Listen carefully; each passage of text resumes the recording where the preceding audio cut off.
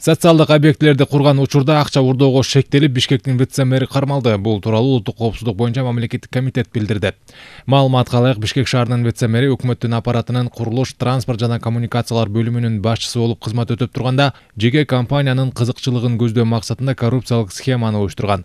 Чүй облусунун Кошкоргон айылындагы Каракеев атындагы орто мектептин курулушун каржылоодо ал мамлекеттик курулуш комитетинин жана Чүй капиталдык курулуш башкармалыгынын кызматкерлери менен жеңүүчүнөн сүйлөшүп алып, ГПС ишканасынын кызыкчылыгын бир нече жолу колдогону аныкталды. Тендердик мыйзамдардын талаптары жана курулуш нормалары бузулуп, анын кесепетинен объектини жасалмай ишке киргизүү жүргүзүлгөн. Жыйынтыгында мамлекеттик бюджетке 10,8 миллион сомдук зыян тарткан.